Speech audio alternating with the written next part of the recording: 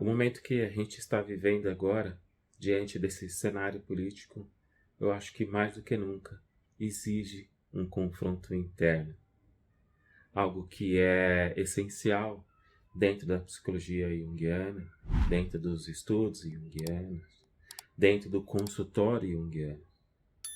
E nesse momento, por tudo que a gente está vivendo, não faz sentido algum eu não ampliar esse confronto. Por quê? Porque o presidente que se encontra no poder hoje, essa extrema-direita que está se demonstrando muito mais ativa, muito mais aflorada no Brasil, está dessa forma porque algo não foi olhado aqui, algo não foi reconhecido aqui dentro. E é nesse momento que a gente precisa ampliar esse trabalho de uma forma genuína, de uma forma muito sincera. Algo que eu me arrisco até a fazer aqui, a me expor aqui nesse vídeo conversando com vocês. Porque eu não posso fugir da responsabilidade que eu tenho na situação que se encontra hoje. E por que eu falo dessa responsabilidade?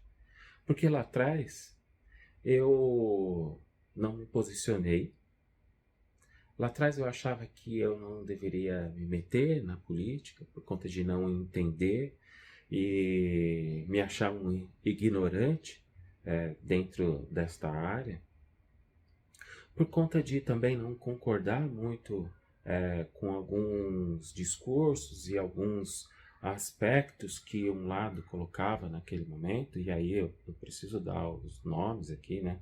Naquele momento lá atrás, há 4 anos atrás, eu não concordava com muitas coisas que o PT estava falando, com o PT, com as coisas que o PT estava defendendo, e da forma que estava defendendo. Mas foram 4 anos que eu fiz essa profunda reflexão. E nessa reflexão, eu fui atrás de aprender política, eu fui atrás de aprofundar, evidentemente, muito mais na minha história, o que motivava essa ausência, essa falta de disponibilidade minha para se colocar ali de uma maneira política. E eu refleti bastante. Eu acho que existia algo, um conteúdo muito egoísta aqui dessa parte, que não era reconhecido. Porque, de certa forma, existe uma questão de sobrevivência que todo ser humano busca. Mas cada vez que eu me aprofundo, cada vez que eu reconheço mais em mim o ser humano, esse ser humano que tem medo, talvez eu consiga reconhecer também o outro que tem medo, o outro que passa necessidade, porque um dia eu também já passei necessidade. Hoje, graças a Deus, não. Graças a Deus, não. E nem por isso eu posso fugir da responsabilidade de escolher um lado. Existem algumas coisas, como o próprio Valdemar estava colocando no vídeo dele, nem tudo tem uma verdade pura e única. Existem várias verdades dentro de cada um desses lados. Talvez eu não concorde com várias coisas da esquerda, talvez eu não concorde com várias coisas da direita. Hoje eu me considero, posso falar assim com mais franqueza, com mais clareza, me considero ali alguém de centro-esquerda, não totalmente de esquerda, mas eu acredito sim que a gente precisa, eu acredito sim que esse país precisa de um movimento social muito mais forte, de um movimento social muito mais amplo e forte, mas isso só pode acontecer se todo mundo também reconhecer isso, assim como eu também reconheci em algum momento, porque é muito fácil eu ter meu trabalho, eu conseguir me sustentar, eu não ter nenhum tipo de problema financeiro. Mas seria muito egoísta da minha parte isso. seria uma falta de humanidade da minha parte não reconhecer que tem pessoas que estão passando extrema necessidade. Mais que isso, tem pessoas que não têm a menor possibilidade de fazer essa luta, porque eles não têm vozes, porque eles não são escutados, assim como muitas coisas aqui dentro não são escutadas. Nós não damos valor para algumas coisas.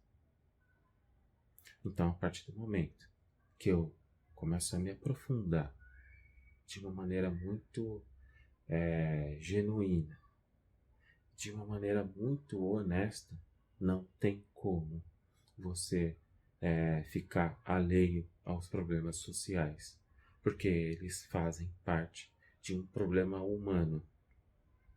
E quando eu me aprofundo, eu consigo me reconhecer como um ser humano que faz parte do todo, ainda assim reconhecendo a minha individualidade, ainda assim reconhecendo o meu valor, mas não deixando de valorizar o todo. Então, como eu estava falando, como eu estava citando o próprio Valdemar, nem todo lado tem uma única verdade, né? Mas tem coisas que a gente não pode fechar os olhos. A gente não pode fechar os olhos, por exemplo, para uma brincadeira de falta de ar, para uma brincadeira que talvez eu tenha com um amigo muito próximo, de uma intimidade muito grande, o que antigamente não era muito avaliado isso. E justamente por conta de a gente achar que determinadas coisas são apenas brincadeira, é que a gente chegou no ponto que a gente chegou. Não se trata mais de uma brincadeira. Uma fala não pode ser considerada apenas uma fala. A gente não pode achar que o presidente é um velho bobo, sem noção do que fala. Não. É preciso assumir a responsabilidade.